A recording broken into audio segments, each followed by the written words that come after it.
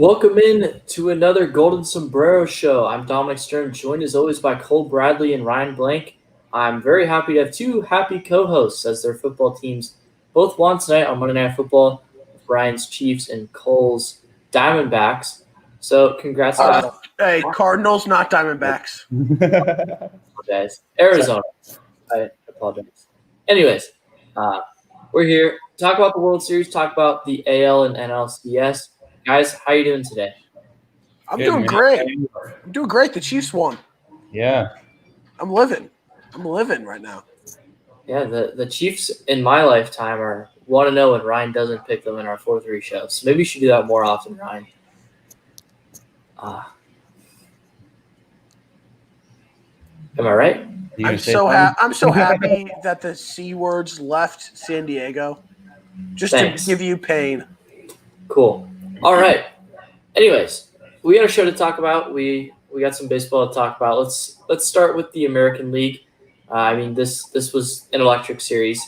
The total point differential or run differential of this series was 13 in the 7 games, which is absolutely incredible. So, what did you guys think of the series that the Tampa Bay Rays, they ended up winning Game 7 after going up 3-0 and then making it Game 7? Well, I mean, it was an entertaining series, and I anticipated and predicted it was going to go 7 games, and I knew it was going to be a battle, considering how well Houston has played since coming into the postseason. The biggest takeaway for me when it comes to the Astros is, it just further proves, they didn't need to do what they did in 2017. I mean, this is just such a good team. They battle. They're really strong offensively, and they know how to put things together when it matters most. And they played that way quite a bit over the course of the series. But it was a really well-played series on both ends. I think the Rays, it was really just about, the Rays playing their textbook brand of baseball, which is get an early lead and then, just leave it to your starting pitching and bullpen to just take care of the rest. And, they don't need a lot. They need 1, 2, maybe 3 runs, and they're okay. And they proved that in games 1 through 3. I think after Houston started to settle in a little bit, started taking a little bit more meaningful at bats, started actually finding holes with some of their hard contact, that's when the tide started to turn a little bit, if you will. But either way, really well-played series on both ends. I thought, after Game 6, seeing how much the momentum had swayed in the Astros' favor, there was no way that, the Rays were going to come out in Game 7, and not have their hands full. But Charlie Morton and company shut him down and did a really nice job. You can't really talk about the series without talking about Randy Arozarena, who's becoming a star right in front of our eyes. To say the least, the Rays won that Cardinals trade at the beginning of the year, and it's being proven right now. Honestly, he's just been incredible. He's virtually come out of nowhere, and just submitted his case for one of the best players in the game at this moment during the postseason. So kudos to him again. For the Rays as well, just playing their brand of baseball, but. Overall, really good series. And I mean, Tampa Bay, again, just, finds a way to get the job done. And they're in the World Series because of it. Yeah, Cole hit it right on the head. They relied on their style of play.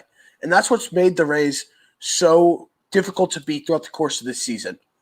They haven't tried to conform to anything. They've played their style of baseball, relying on their pitching. Yet, when needed, they can win through small ball. They can win through the long ball even. You saw that with Arozarena, who's hit 7 home runs in the playoffs so far. He's been terrific for them. But Charlie Morton came up big. The pitching staff is the highlight. It's the star of this team. And we've all known this. And the ability to shut down a red-hot Astros team in Game 7 was terrific. Their ability to only hold them to 2 runs was huge. You saw an Astros team prove that they were resilient. They weren't going to give up. They weren't going to stop until they had something to prove that, yeah, so what? We cheated, but that doesn't define us. This team of the Astros is still very good. They made it to the ALCS and were one game away from the World Series without their ace in Justin Verlander after losing Garrett Cole. The team has so much talent that they never needed to cheat. We've discussed this multiple times. But their message was to get to that point, and they put themselves in a great spot. The Rays are just that disciplined and that good of a team where they can beat you with their pitching and with their style of baseball. They don't try to do anything flashy. They just go out and do the little things right. They pitch well, they play great defense, and they get the runs manufactured in, whether it's through the long ball or small ball. Right, you mentioned the defense. I feel like that's another really big part of this team. And it's not just the fact that their guys can play defense. It's the fact that the coaching staff, they scout, they look at the analytics, they look at where you're hitting the balls as of late, depending on the type of pitcher, and they're putting their guys in the spots to make the plays. The left side of the infield, Joey Wendell and Willie Adames, it always felt like I was watching a Padres game at Petco Park with Manny Machado and Fernando Tatis Jr. on that side. Nothing was getting through. Fantastic plays left and right. It was truly incredible to watch. The outfielders, they were put in the right spots. We saw Kevin Kiermaier make a ton of great plays. We saw Manuel Margot play in right field. We saw Hunter Renfroe make some good plays. And the defense has been what has really always been a good part of this team, along with the pitching. The offense has stepped up a little bit this year, and that's part of the reason why they're finally here.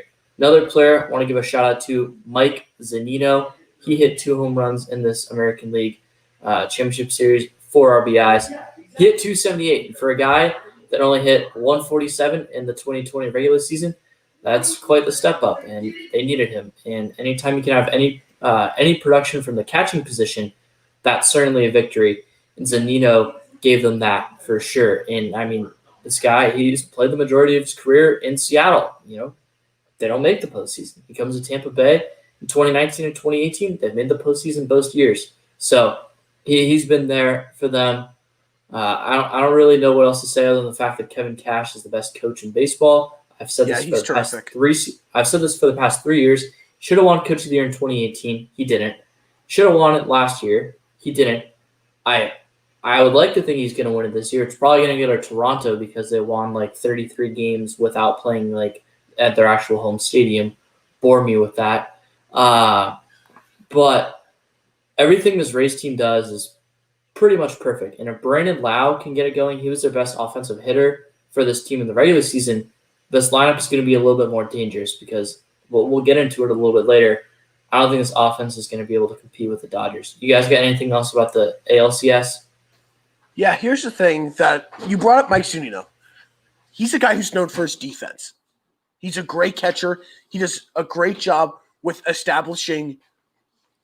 calling games behind the plate. He does a great job of that. And that's a huge reason why you've seen so much success with the pitching staff. But to see him contribute offensively was terrific because people can game plan for that. Yeah, he's great behind the plate. He's not good when it comes to hitting. But he had a very solid series hitting, and it's great to see him establish his bat as well. Yeah, and I mean, just something to add on that as well. You talk about, another guy who's, sort of come from one team or, and stepped up with another who, has sort of just stepped up. I mean, you talked a little bit about Manuel Margot on the defensive end of things, but the guy's also found, a way to contribute on offense in a huge way this postseason. He's hit 5 home runs, he's driven in 11. A guy who's not traditionally known for his power or really as a hitter in general. He's more of a defender, I'd say, especially in the regular season. He's stepped up. He's produced a lot of power for them as well. So again, you have guys doing their job and then some. So getting production from guys like Zunino and Margot and, Joey Wendell as well and G-Man Choi, guys who are undervalued at their respective spots is so huge. And it just proves why you don't need, a $250+ million payroll to compete at this level. You just need to have the right guys and you need to put them in the right places and give them a chance to succeed. And the Rays have just proved that to a T. Right. Another player I want to give a shout out to. A lot of people call him the GOAT, and rightfully so. It's G-Man Choi. On this series, he had a home run. It was his only RBI in the series, but he drew 4 walks, hit .385, which came out to a .529 on-base percentage. So he was a big part of the success in this series. He only played in 5 games just because, he's that left-handed bat. didn't want him starting against Framber Valdez, and rightfully so. Framber Valdez was a really good pitcher for the Astros this series. I mean, the Rays, they did it all. You already mentioned Manuel Margot, Padre, bless up. Hope he gets a ring. Same with Hunter Renfroe, who had a golden sombrero in this series. And Cole body bagged me again. Seems to be a common trend on the golden sombrero Twitter, but that's fine. The Rays, though, you got to give a lot of credit to them. Their bullpen at times was a little bit shaky this series. We hadn't seen that yet this postseason. Diego Castillo in either Game 5 or Game 6, I forget which one, he kind of blew it for him. He came in for Snell, didn't get the job done. Nick Anderson didn't look like the Nick Anderson that we saw throughout the regular season and through the first half of this postseason. Those guys need to get it right if they want to be able to beat the Dodgers, because we all know the Dodgers are basically a juggernaut. And the only thing that's standing in the way of them is America's team and the Rays. So, you got anything else in the ALCS? Nope. All right, let's move over to the NLCS. So, I got the pleasure of attending this, and it was quite awesome. I won't lie. It was good to be back in the ballpark for Games 2 and Games 3. Braves, they got off to a 2-0 lead in this series. They took Game 1 with 4 runs in the 9th inning, and then they took Game 2 with a big rally early in the game. The Dodgers almost came back to get the victory there. And then the Dodgers started to come back. They scored 11 runs in the first inning of Game 3. That sucked to be there for. I won't lie. It was pretty tough listening to all the Dodgers fans and the usher always telling us to put our masks on every 10 minutes. It sucked. Anyways, and then the Braves, they took Game 4. They're up 3-1, and everyone's saying the Braves are going to move on. But you got to remember, this is an Atlanta sports team. And what do Atlanta sports teams do, guys? They know how to choke. Yes, they are good at choking. And choking, they did. They ended up losing Games 5, Game 6, and Game 7. Pretty much all in very bad ways, very, very unfashionable choking ways, especially Game 6 or Game 5. They really had a chance to win that, and then Will Smith got beat out by Will Smith, which was awesome. What did you guys notice from this series? Cole, start with you. Yeah, I think just to start, I think the early part of the series was really defined by the big inning, is what I noticed. You had Game 1 where Atlanta, was able to cruise to victory after that. I think it was like a 4 or 5 run 9th or whatever. And then I'm pretty sure they did sort of the same kind of thing in Game 2. But then in Game 3, you had the Dodgers basically ended the game in the first inning, scoring 11 runs.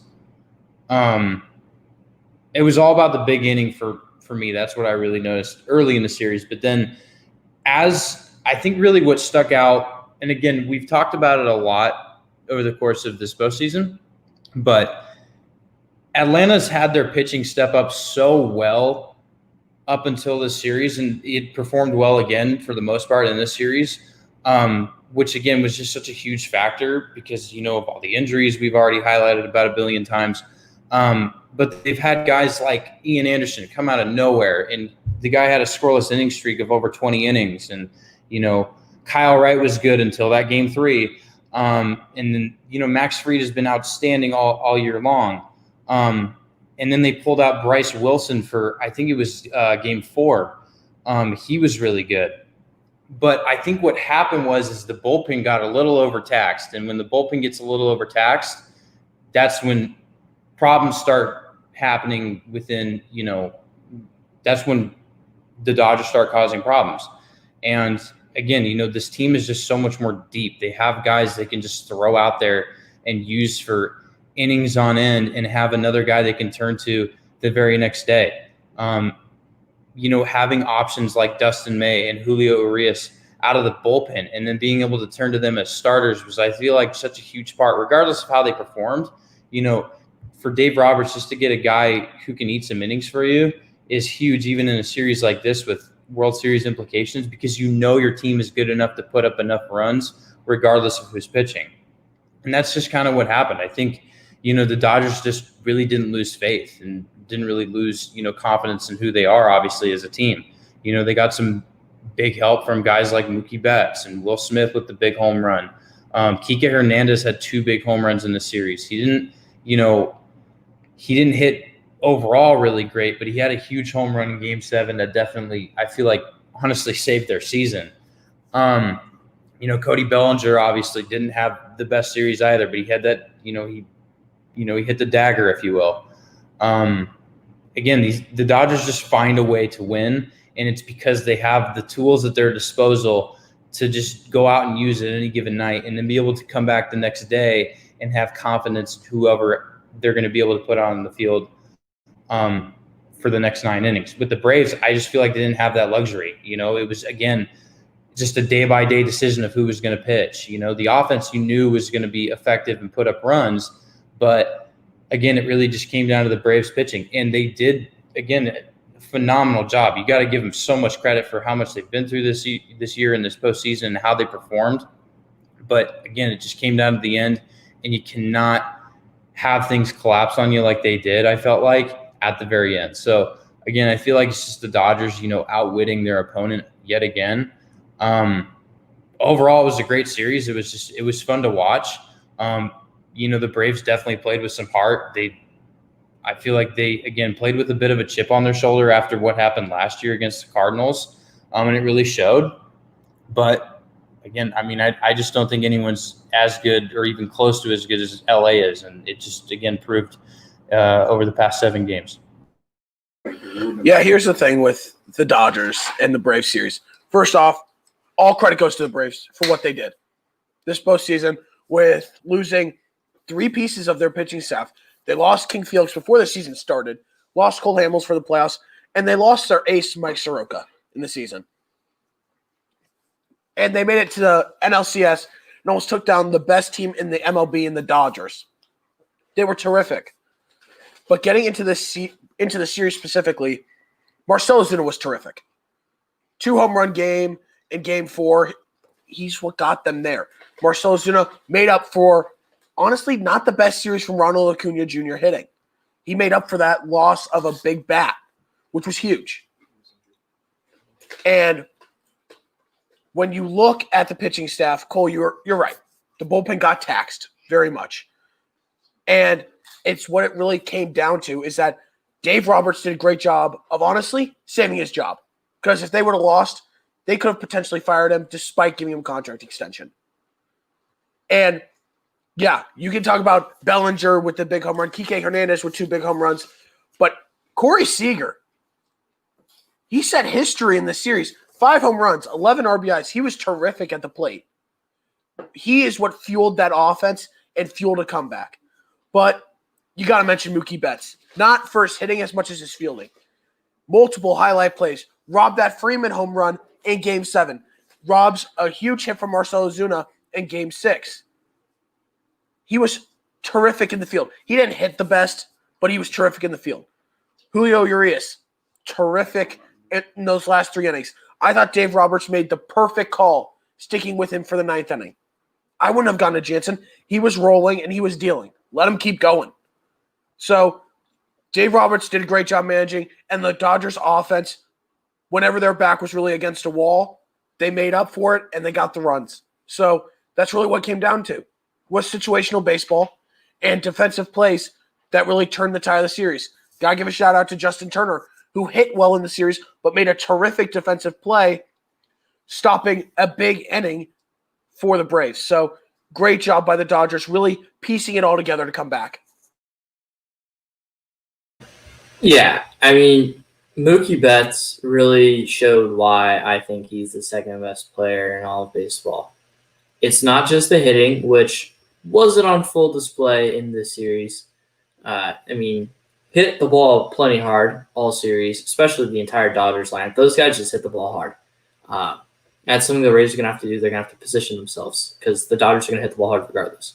But what Mookie Betts also did on the base paths in the field is part of the reason why they won the series. You saw the robbery of the Marcell Ozuna line drive into right field, where honestly I thought that play was a little bit more impressive than the robbed home run from Freeman. That ball was hit on a line. He had to run and he had to jump backwards in the wall. He was just free going into the wall. I don't think a lot of people understand how difficult that play is. Also, the shoestring grab and then the throw to home plate. because Ozuna had to leave early because he knew that Mookie Betts has that cannon arm. And then all of a sudden the momentum flips in Game 5. Then the Dodgers come back. Stuff like that doesn't go on the stat sheet for Mookie Betts unless you want to look really deep into fielding, which I will do for our Gold Glove show, and I'll get half them wrong again like I did last year. It's stuff like that makes Mookie Betts better than, even guys like Cody Bellinger, because Cody Bellinger is a great fielder, but Cody's not as good of a hitter as Mookie Betts is. Christian Yelich. Christian Yelich had that year and a half of really good hitting. Outside of that, kind of pedestrian, not really good in the field. Mookie Betts, he's been consistent for the past 5 years, really good in the field. Stuff like that puts Mookie Betts over those guys. That's stuff you don't see. He drew some walks, he got on base, he'd steal, and even when he wasn't stealing, they got Corey Seager up. And the pitcher's got to say, I got to worry about Mookie Betts running. I got to worry about keeping him close because I know that if the ball goes in the gap, he's going to score. Guess what? You're thinking about Mookie Betts. You're not thinking about Corey Seager as much. And Corey Seager, NLCS MVP. He's got 1 year left on his contract. He's going to get paid. After not playing in 2018 and really not being that healthy in 2019, he came back. He showed what he's capable of when he's healthy, and that's one of the best players, one of the best shortstops in all of baseball. Still could clean up the fielding just a bit, but he did a fairly good job in the LCS. So Dodgers, they really showed they're a complete team.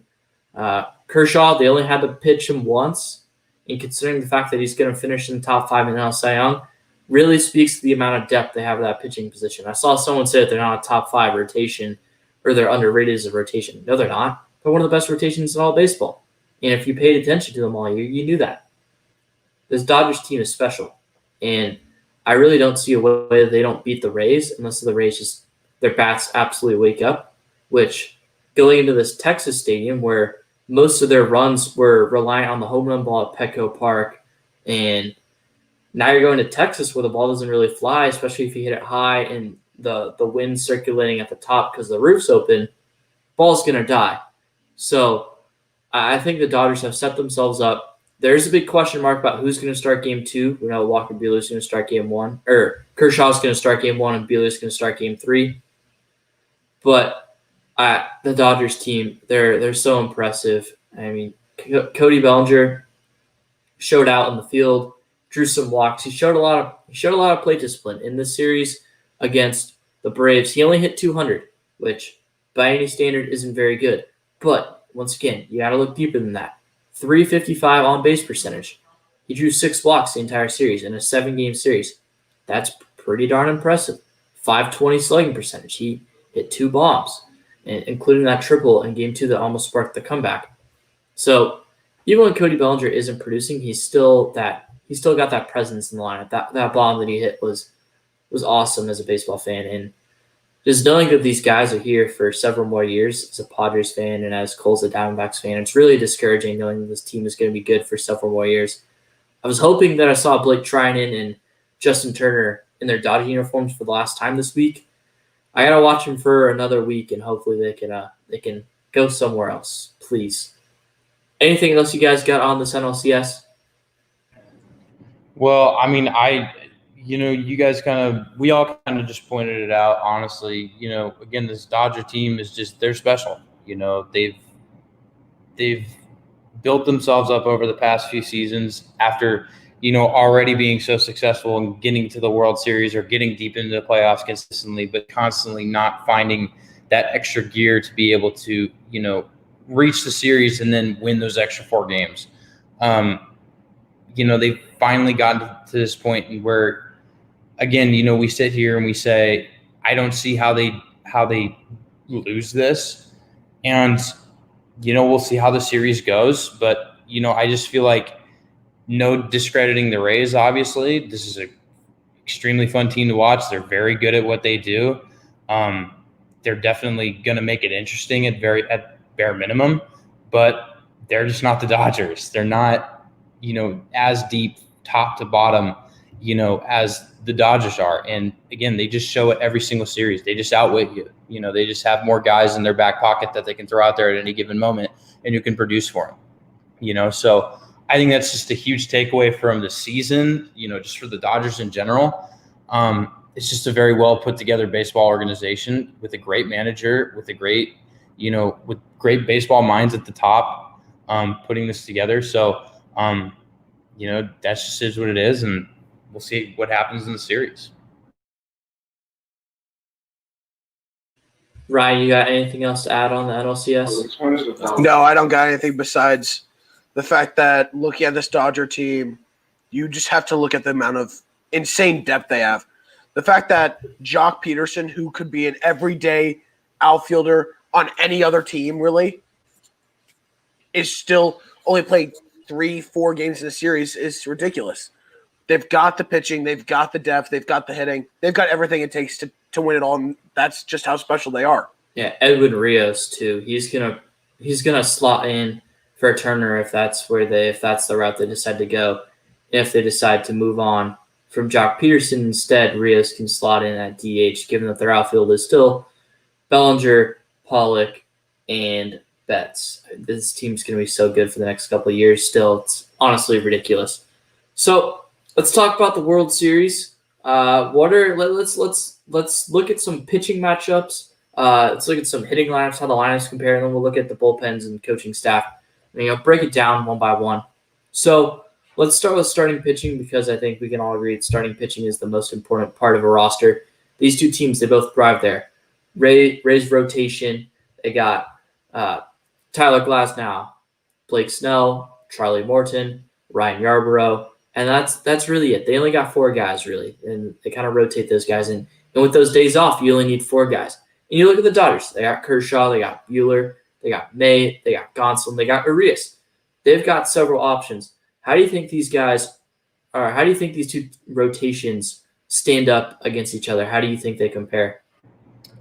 Well, just to start, I think, where the Rays definitely have, at least I feel like a little bit of an advantage, probably wouldn't be within the starting pitching, definitely within the bullpen. But I feel like if you're going to stack up, the starting pitching and all those aspects, I feel like the starting pitching is probably the closest related to the Dodgers that they're ever, or, they're probably their toughest matchup so far this postseason that they're going to get, given what, the Rays have in their arsenal.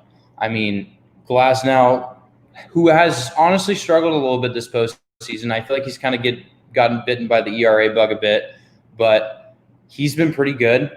He's definitely performed in the past. Charlie Morton was very good in that Game 7. And then obviously Blake Snell, who is another guy who has struggled a little bit. But, the Rays don't need guys. That's the thing that sets the Rays apart from the Dodgers, I feel like, is the Rays don't need a guy to go 5 or 6 innings. He can go 4 innings and they can finish it with the bullpen and find a way to win the game. It's going to be tough against the Dodgers, but I definitely, again, feel like if the Rays are able to jump out to an early lead, they might actually find ways to win, squeak out a couple wins. It's going to be tough, but I can see that happening. As far as just matchups are concerned, I like Glasnow versus Kershaw in Game 1. Again, I feel like 2 guys who have struggled this postseason, coming in, matching up against each other. I feel like that's probably going to be a bit of a high-scoring game. If you ask me, just, again, given how both those guys have struggled recently. But that's definitely a matchup I really like. And then, from that point forward, again, it's just really about who the Dodgers go with in Game 2. I feel like regardless of whoever pitches in Game 3, having Walker Buehler on the mound if you're the Dodgers is probably advantage Dodgers. So aside from that, yeah, just to sort of clarify, I suppose, I feel like this is a much more evenly matched starting pitching, clash, if you will. 2 rotations, like I said before, just very talented, a lot of live arms, a lot of guys who, are going to go out and they're going to shove and they're going to turn it over to the bullpens that are just going to be lights out. I feel like you're going to have quite a few low-scoring games, and I feel like there's going to be a lot of games that are decided in the early innings for whoever jumps ahead first before it gets turned over to the bullpens. Yeah, looking at the starting pitching, I give the advantage to the Rays. I think the Rays just have the overall better pitching staff because they're just insanely deep. They've got Glasnow, they've got Snell, They've got Morton and they've got Yarborough. And then they've got a terrific bullpen. And I know we'll get into bullpens in a minute, but I think that the best two matchups will be when you have Kershaw and Glasnow, and then I'm pretty sure it's going to be Morton and Buehler. I think those two matchups really stand out to me because I think those are going to be terrific matchups. And yeah, Kershaw did not have the best start, but he was solid and he was pretty good through 5 1/3 before he started getting hits off of him, and then he started to fall apart, which is what he does in the playoffs. But I really like what Dave Roberts did, staying away from Kershaw, making sure he's available to pitch in Game 1, because that's what he needed to do. And I think that's huge to have one of your aces be able to pitch Game 1 instead of having to wait till 2 or 3 after pitching Game 7. So I think that's huge. The key for the Rays is what Cole said, getting a lead early, and then if your starter can go 5, just give it off to the bullpen and you're good to go. But the bullpen got hit a little bit against the Astros. They got to get back to their foundation and get back to their shutout baseball. If they can get there and the Rays can get early leads, they are in a good spot to win this series. Yeah, I think these two rotations match up very nicely. They're both the Rays got their 4 guys, and the Dodgers, they got a little more options, so they can maybe use an opener like they did in Game 7, where they wanted Dustin May to match up against the top of the order, then bring in Gonsolin around so that he could go two times through the order when he's only facing the top of the order once. They could do that now. The Rays top of the order is nowhere near as good as the Braves top of the order. And that's where we're going to lead our next discussion into, is the lineups. Now, I don't think it's any secret to anyone that the Dodgers lineup is significantly better. They have more power. You could argue they hit for more contact. I don't know if they're as patient hitters as the Rays, but what do you guys look at in comparing these two lineups? You know, we could all talk about the Dodgers lineup all day, honestly. Again, like you said, it's really not even close. I mean, again, it just comes to depth. They just have guys who they can pull out their bench, and then they have star power in their starting lineup that just kind of speaks for itself. But I'm gonna highlight over the Rays because, I mean, even though it's not very close as far as matching up is concerned, again, they have guys who are able to get on base and produce runs, and they just do their job. We talked a little bit about G-Man Choi, Randy Arozarena, obviously, Manuel Margot. We talked about those guys a little bit, who are huge parts.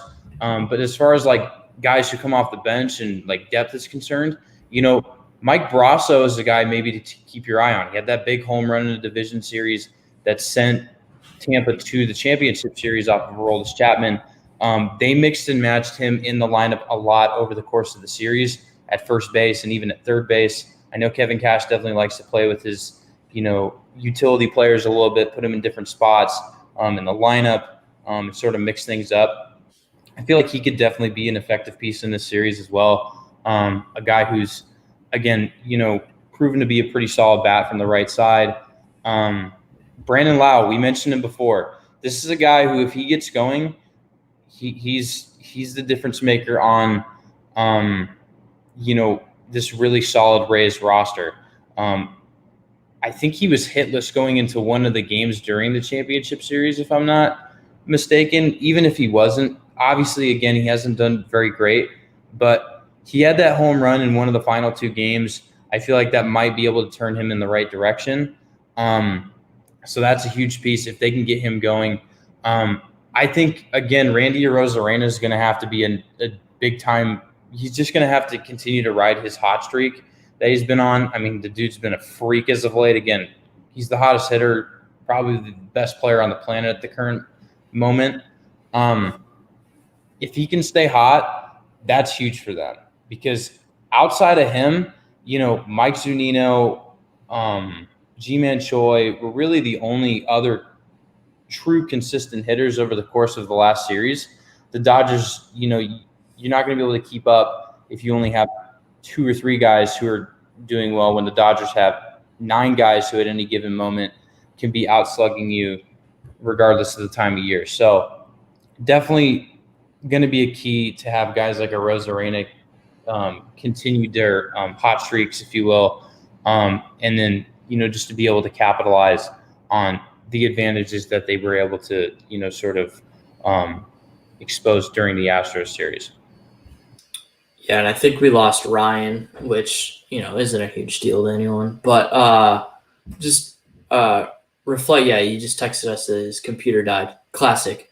Yeah, you mentioned it. There was only a couple of key contributors for this Rays lineup, as opposed to the Dodgers lineup, where it's really the whole ordeal. I mean, you got Cody Bellinger hitting 6th. That speaks for itself. He won the MVP last year. He had a plus OPS plus in this last series, so he's been contributing for them. You look at the Rays lineup, not really much there. They are getting some production out of Zunino at the 9 spot.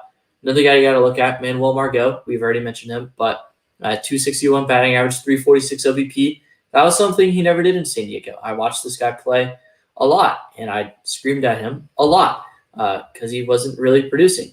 And it was partly the Padres' fault. Now he's in Tampa Bay. He's doing what everyone thought he would be. A 346 OBP, 652 slugging. Now, of course, that's in 7 games. I mean, that's something that he never really did.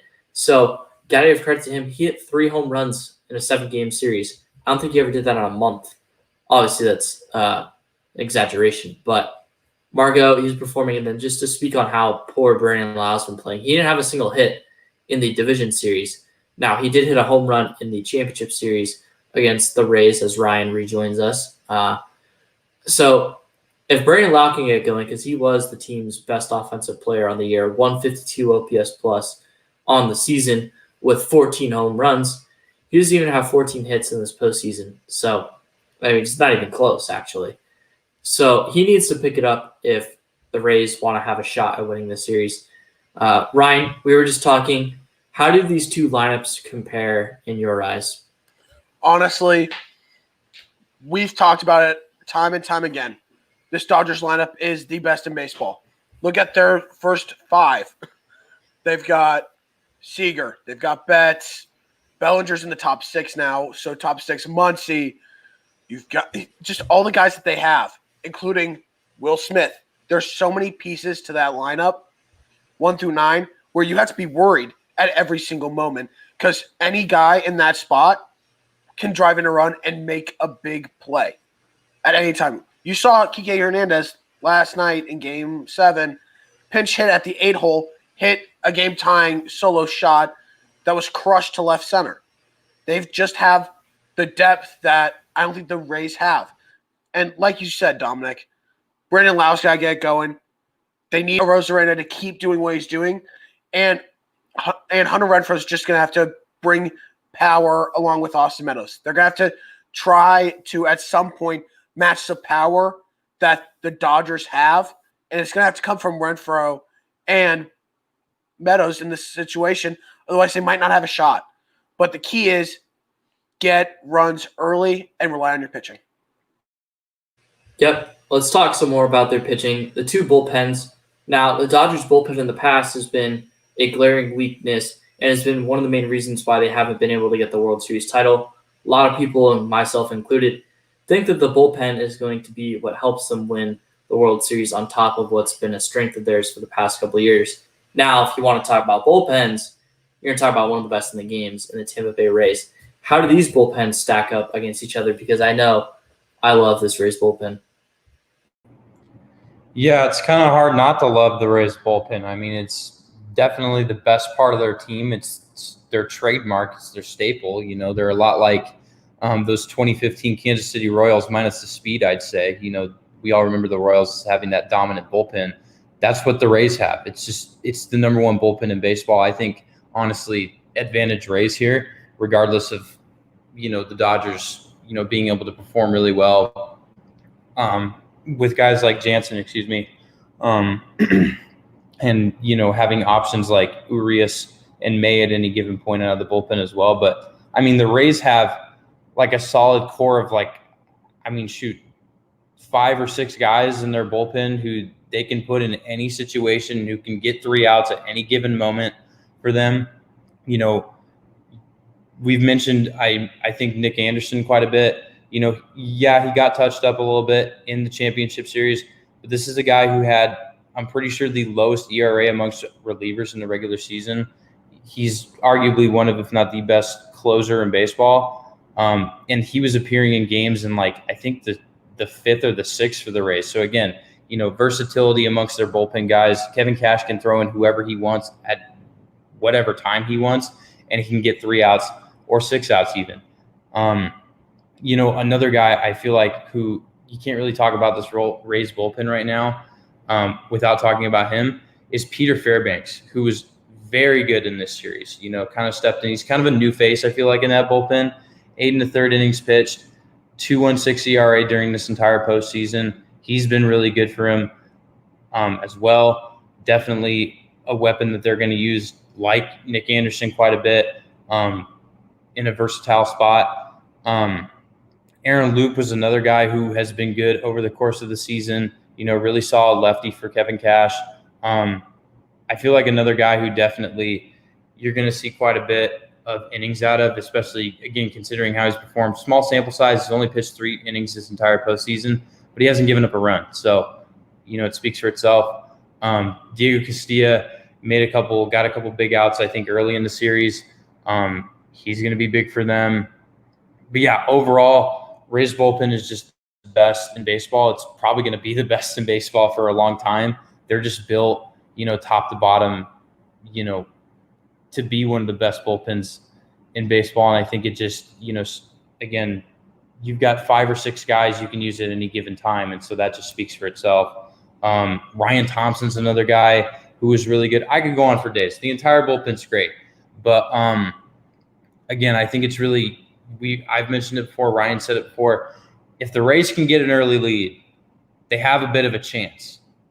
It's just going to come down to the guys who struggled in the Astros series to, you know, buckle down and make sure that they clean up the mental and physical mistakes, obviously, over the course of this series. If they can do that, this actually might be a much more interesting series than we think it's going to be.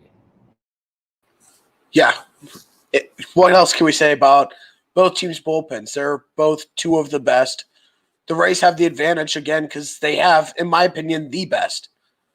Nick Anderson, Diego Castillo, Aaron Loup, they've just got so much depth in that bullpen where their starters don't even need to go, for them to be considered a game in going 5 innings. They could go 3-4 innings and still win ball games through that bullpen, which is key for them. And I think that with that, they can rely on their pitching to win this series because they've got great starters and they've got a great bullpen. So what it comes down to is them being able to manufacture and score runs early. We've said it, it's going to be key for them, is to get those runs early and get to the bullpen after 4 or 5 innings, because the bullpen is what's going to drive them.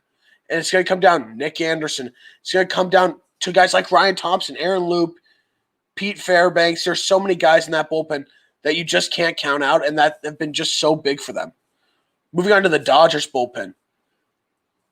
This has been a shocking bullpen because it's kind of been their Achilles heel the past couple of years is that bullpen. But they've got Victor Gonzalez, Brusdar Graterol, Dylan Floro, Blake Trinan, Kenley Jansen, who's kind of had a bounce-back year.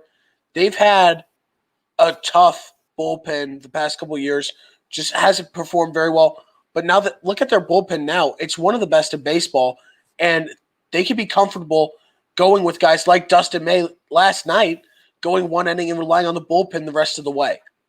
So they have that opportunity and that leisure to do that. So that's what makes the Dodgers bullpen so dangerous. Both bullpens are very good, and their play could decide the series. So I think when looking at the pitching matchup, bullpen versus bullpen is going to be something to really watch. Yeah, the reason that I was comfortable picking them to win the World Series over previous years was because their bullpen was going to be improved. Bringing in Brusdar Graterol from the Twins/Red Sox, which I don't even want to get into. I'm still mad about that. And then with signing and bringing Blake Shrine in, Dylan Floro coming back healthy this year. The talk about Kenley was he was going to be better this year. He was at the beginning of the year, started to fade away towards the end of the year. But in his last two outings, he looked a lot better. Once he gets that fastball spinning, oh man, his cutter is impossible to hit. And like you mentioned, Ryan, they got some lefties that are tough to hit. Jake McGee, they brought him in from Colorado, 2.66 ERA. Victor Gonzalez, you already mentioned, 1.33 ERA. He's had a couple of key outs for them this year. Kolarek hasn't been great in the postseason, but really good lefty specialist guy. So if Brandon Lau or Austin Meadows come up in a big spot, don't be surprised to see Kolarek coming in to face them. But then you also won't be surprised to see Kevin Cash counter that and bring in a right-handed hitter. It's guys like that the Dodgers are going to have to rely on out of the bullpen. And it's also going to be a question of who can Dave Roberts trust and when, and is he going to put them in the right situations to succeed? Because we saw it early on in the NLCS. He was not putting guys in good situations to succeed. Brings in Pedro Baez when he isn't even warmed up. I was able to watch him warm up because I was at the game. The dude was tossing from the bottom of the mound because he hadn't been warmed up. What does he do when he comes in? Hit, walk, and then Cody Bellinger bails him out with a nice play in center field. Then he comes out of the game, and it's like, Dave, what are you doing? And that's part of the reason why Dodger fans don't like Dave Roberts. Now, he managed Game 7 perfectly. Got to give him credit for that. But that's been his Achilles heel is the bullpen management. And this Rays team, they're on paper, name basis, they're not better than a lot of teams in baseball. But they did the little things right. And when you make a mistake, they make you pay for it. You saw with the Jose Altuve errors. What did the Rays do? Took advantage of it. That's how they were able to win the series. So now the Dodgers are going to have to play good, strong defense, which is a strength of them. But if the Dodgers make some mistakes, don't be surprised when the Rays capitalize on them because that's what they end up doing. All right, guys. We've now broken down the positions. It's time to give our official World Series predictions. I know I've had this matchup the entire year. So I've been expecting this, but what do you guys expect in this series? Give me your winner in how many games? So I'll start, and I mean it's tough not to go with the Dodgers. It pains me to say Dodgers, but it's probably going to be LA. I think this is going to be an interesting series, though. Again, I think considering how they played towards the beginning of that championship series against Atlanta, it shows that they're definitely vulnerable. I mean, they're definitely going to capitalize on being one of the better teams in the league. Obviously, having this sort of mentality as hey, we're good enough to beat these guys. We have the depth and all that. And it shows obviously why they came back in the series and they won against a Braves team who had them down 3-1. But I think Tampa Bay comes in sort of facing sort of the same kind of disadvantage, but they've got guys who are riding hot streaks and they got guys who look really good, and I think are going to perform really well again, continuing throughout the postseason, just in the World Series. So I've got the Dodgers winning it, and I got it going 6 games. So I'll say 6 games. I think the Rays find a way to squeak out a couple of wins. But aside from that, I think it's going to be, all Dodgers from that point forward. They're going to be, like I said, some low-scoring games, I feel like, given how the bullpens and the starting rotations match up. But overall, I think it's going to really be about who gets an early lead first and who's able to maintain it. I feel like if you're a Rays fan and the Rays are able to get an early lead and they get good performances out of their starters through at least 4 or 5 innings, then you can probably feel pretty confident that the bullpen's going to do their job and lock it down for the rest of the way. If it's the same thing for the Dodgers, I feel like, again, it's the same sort of situation. If you're able to get an early lead, you can probably rely on the bullpen to do a pretty nice job the rest of the way, considering how they've played so far this postseason. So I do definitely have the Dodgers winning it in 6 games, but I think it's going to be a pretty well-played series on both ends. Yeah, I agree. Dodgers in 6. I think what's going to come down to is just the Dodgers are the better team. These are the 2 best teams going at it. And looking at it, the Rays have relied on their pitching a lot because their offense isn't that great. The Dodgers have it all. They're great at every facet of the game. Pitching, they're great. Hitting, they're great. They have solid defense, especially the outfield when you've got Bellinger and Betts. So this team is complete. This is the Dodgers' year. We've all said it. This is their year. They're going to get it done. But don't expect the Rays to go down without a fight because this team is still very good. If they can get those early leads and they can rely on that bullpen and get their bullpen guys who struggled in the CS to pitch better and get back to where they were in the regular season, this is a different series. But the Dodgers can just hit at any time and at any spot in their lineup. So I'm going to go with the Dodgers in 6. I'm going to take the Dodgers in 5 games. I think the way that these two teams are playing right now, series certainly favors the Dodgers. The Dodgers are the better team offensively, and they're just as good as the Rays, almost as good as the Rays in terms of pitching. Like I said, Dave Roberts is going to have to pull the right strings, and if he doesn't, that's going to let the Rays into the series. But I think that the Dodgers are outmatching the Rays in just about every single facet of the series, especially in terms of offense. Now, like I said earlier, if the Rays can get some of their hitters to turn it around, Austin Meadows hasn't been hitting the ball well, Brandon Lau hasn't been hitting the ball well, they're going to need those guys. But I don't think that's going to happen against the Dodgers, so I'm going to take them in 5. You guys got any last comments before we head out? Can't wait to watch. All right, that's going to wrap up this Golden Sombrero show. This was our World Series prediction. We hope that you enjoy watching the World Series games. Games 1 and 2 are Tuesday and Wednesday, off day on Thursday. And then you go Friday, Saturday, Sunday. And all these games will be on at 5 p.m. Pacific time, 8 p.m. Eastern time. Make sure to tune in because baseball is cool. Baseball is awesome. Baseball is the best. And we thank you all for tuning in. We'll catch you guys next time.